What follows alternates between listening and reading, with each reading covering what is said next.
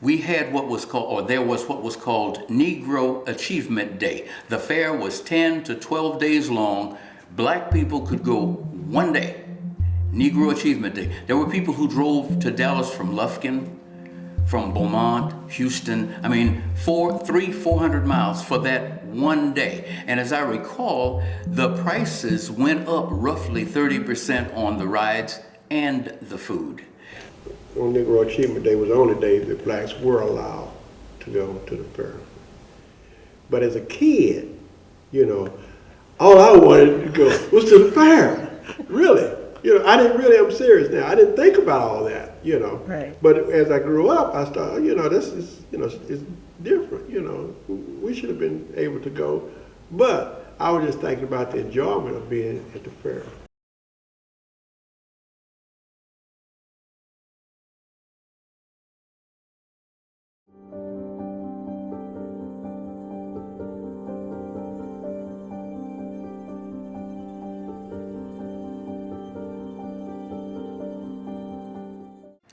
Hi, I'm Willie Sanders Jr. I'm from Dallas, Texas. I was born in a little place down in East Texas called CUNY. My parents lived in Corsicana at the time, and about the time it was time for me to be born, my mom went home to be with her mother so that I could be born. I was born there. We came back to Corsicana, and within 6 months we moved to Dallas. This is why it's so easy for me to say I was born and raised in Dallas. Not born, but raised, definitely. Date of birth, October 3rd, 1937. Yes, there were people in 1937. Of course there was. My name is Einer Doris Webster Finley. My birth date is April 10th, 1944. And I was born in Waco, Texas at Providence Hospital. Basically, my childhood was a good childhood in that I lived in primarily an African-American neighborhood. I went to African-American schools. And there was a sense of community that I appreciated. I am Don Carter Wiley, born in Dallas, Texas, April 7th, 1944. My parents, Vernon Wiley and Pearlie Wiley. My brother, Charles Edward Wiley, A.J. Wiley, and Charles Ray Wiley. My father named two kids Charles. I don't understand why, but I have two brothers named Charles. One is Charles Edward, and the other is Charles Ray.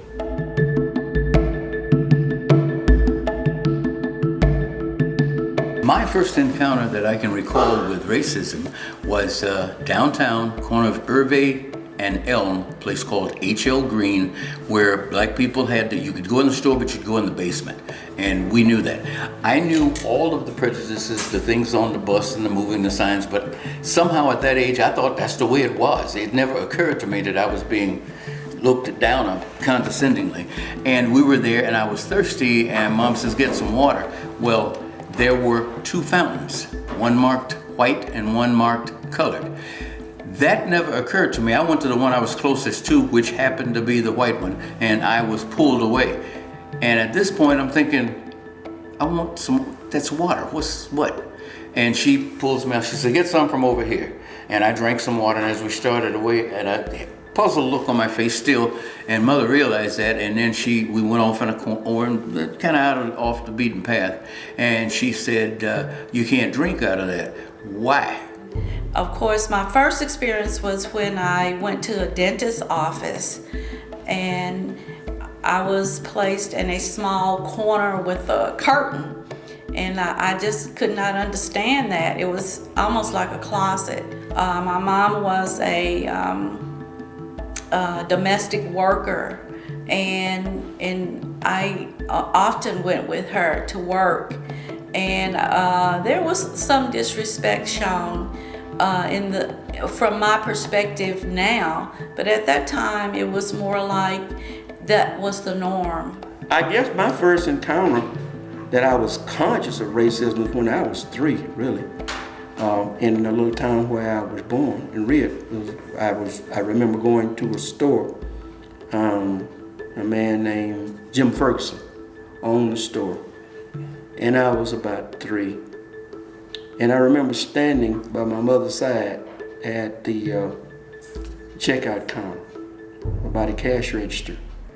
And this little white kid, because it's a little small town like everybody knows everybody, he walked up and he called my mother by her first name. "Hello, old Zeller." And he may have been 4, I don't know, but he was near my age. But I expected my mother to chastise him sternly, as she would have done me. And I'm waiting for it to take place, because I know if I called any adult by their first name, all of us had to say yes sir, no sir to everybody, black and white. You never called an adult by their first name. You didn't do that. And because my mother failed to chastise him, I was getting ready to say something until I saw my mother's eye, like, "You better keep your mouth closed." And so I zipped it up. But as soon as we got outside, I said, "Mama, what? He called you by your first name." And she said, "Yes, that's the way it is. White folk do that." And I'm thinking to myself, but that's not fair. That's not fair. That's not right. And I thought about that. That was my first incident in knowing the difference between belonging to a privileged group and an oppressed group, if you will. Now this was on duty in Thailand, and one of the people one of the Caucasian fella called me by a nickname, and so I don't know if it was the climate or what, because I hadn't been race sensitive, but for some reason I kind of came unglued on that one, and I didn't do him any bodily harm, but I let him know. Now, my name is Willie Taylor. I really didn't have no trouble with white people. Because I would tell them what I think. We used to be going to school one while we had to walk to school. And a group of white girls, they were cheering one day, and we were ready to fight, which we didn't. But I'm just playing about things like that. I have nothing against the race, but I'm not gonna let them talk to me any kind of way.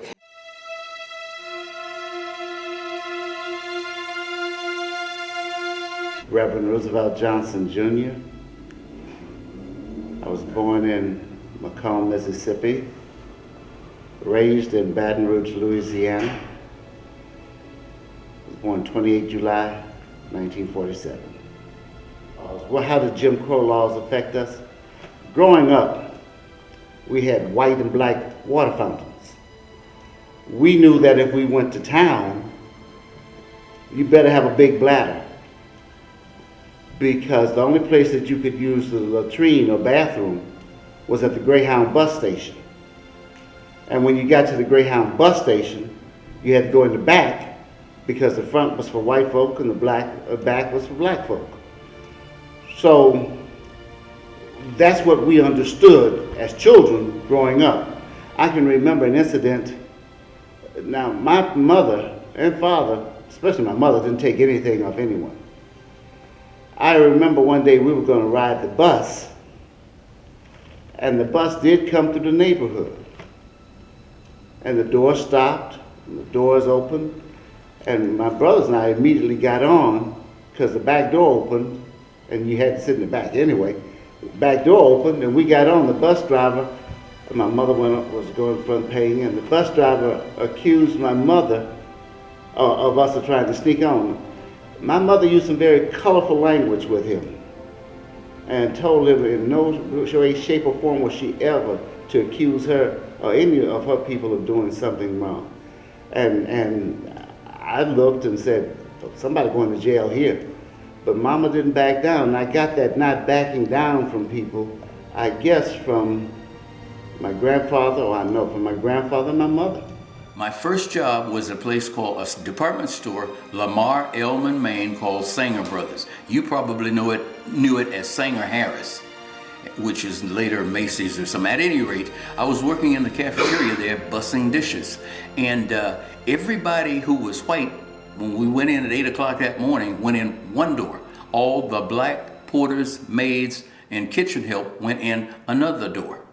And I didn't like that, but I didn't feel there was anything I could do directly about it. So I went, another thing that my dad had always said that stuck: I can play any game in town as long as I know the rules, but be very careful. Once I learn the rules, I will beat you at your own game. They had us coming through the Elm and Lamar side, and we went through the pipe department, okay? And it was about then that I started collecting pipes. By the time I graduated high school, I probably had 32 pipes, ranging from the price of about $2.95 to about $75 each. But let me play any game in town. When I learned the rule, I bet I can beat you. And this was the mindset I had. Yeah, I was a thief, but I outgrew that too. It's 1964. Brown v. Board of Education has been rendered. The young kids have integrated schools in Arkansas. The National Guard has been called out to take them to school. 1964, Louisiana, Baton Rouge, Louisiana starts to integrate schools top down, meaning they began at the 12th grade going down. That first year, we had a contingency of seniors go to white schools. It is now 1965.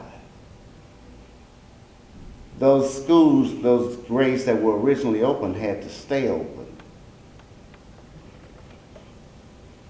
I purposed in my mind that I was going to integrate the school. I put in my application. Mom and Dad didn't know about it. I put in my application. There were some other kids that were supposed to go with me, some other seniors that were supposed to go with me. We knew that there were going to be some juniors there, and that was going to be it. I get to Glen Oaks Senior High School, walk in the facility. A wall of whiteness meets us. The principal comes in and says, well, you people are here, and I'm going to show you your classes. And that's when the fun began. And we began to go to class. I can remember going in my homeroom class and looking around, and I'm the only black person in that class. An interesting note, I didn't know there were Spanish folk in Louisiana until I got to Glen Oaks. That's the first time I saw a Spanish person in class. They didn't go to black class schools, they went to white schools.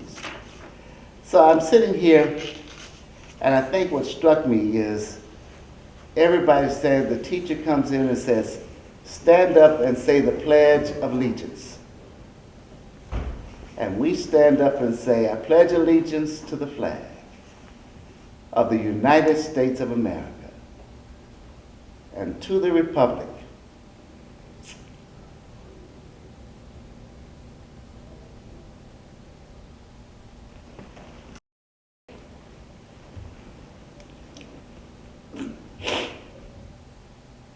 for which it stands, one nation, under God, indivisible, with liberty and justice for all. And at that time, I believed that. But right after they would say that, the word nigger would come out. and everybody in the class would pull their chairs to one side of the room, leaving me on my side of the room. I would walk through the school sometimes, and you know you're by yourself. And when you'd walk on the hall, what was another interesting, it was the power of being black that used to trick my mind.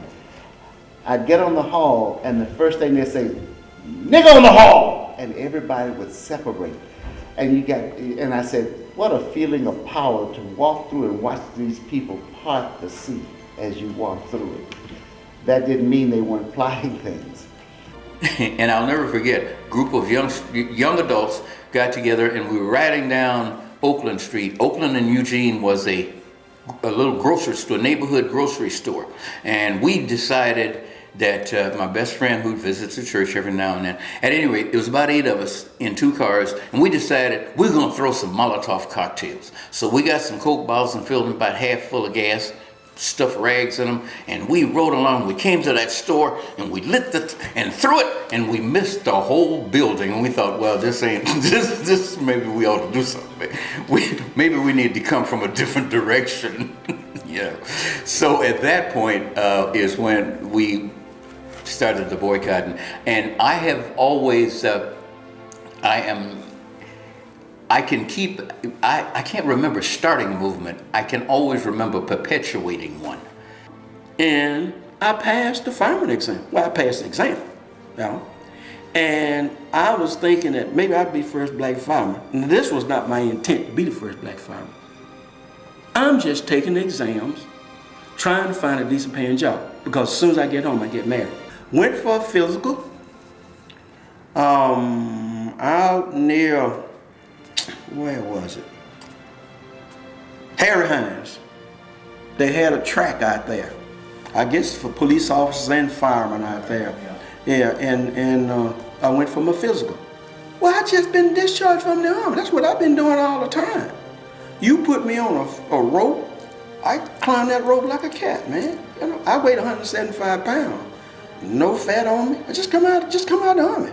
Doing push-ups all the time, running all the time. I can walk 20 miles. We had to do all that stuff with packs on our back. Hey, I'm healthy as a horse. So I'm gonna pass this. I don't have no problem. They just discharged me. I'm in excellent health. So I climb this rope like a cat. I do everything that I need to do. And then they take us in this room. And when I walk in this room, I look around in there. I'm the only black in there. And everybody in that room towers over me, at least by 3 inches. And I'm like, I don't see anybody in here that's 5'9". Nobody's 5'10" or 5'11". Everybody's 6'3", and at least 200 pounds. And I'm like, I'm trying to figure it out. I'm not surprised that I'm the only black, because I've been there before. Not surprised at that at all. But I don't understand why I don't see some white guys in there that's close to me physically. Height, weight. So I passed everything so far, and then they have this steel bar on the floor, and they have something that looked like a weighted scale. And when you pick up the steel bar, it's hooked to a chain, you lift it. And as you lift it, the needle moves. And it tells how much you have lifted, okay?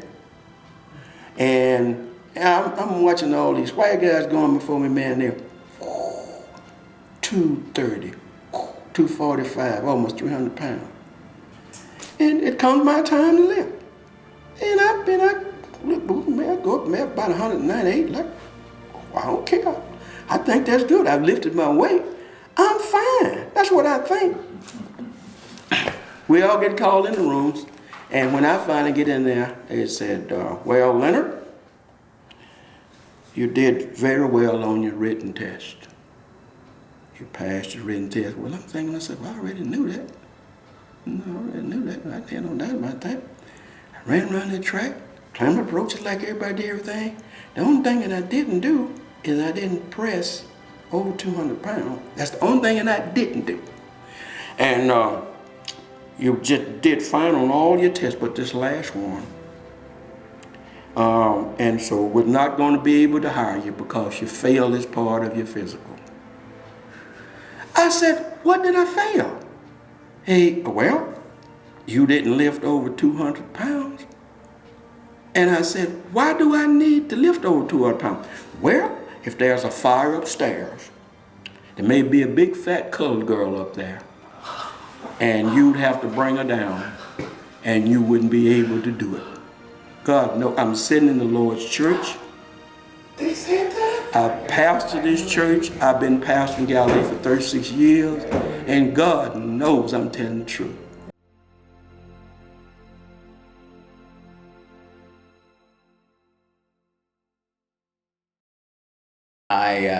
I never thought being black was bad. I always thought I was, as a matter of fact, I still think I'm as good as anybody out there. You think I'm not. If I think I am and you think I'm not, which one of us has a problem? Huts of history's shame, I rise. Up from a past rooted in pain, I rise. A black ocean leaping and wide, welling and swelling, I bear in the tide. Leaving behind nights of terror and fear, I rise. Into a daybreak miraculously clear, I rise. Bringing the gifts that my ancestors gave.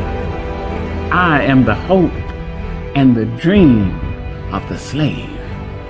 And so, naturally, there I go right.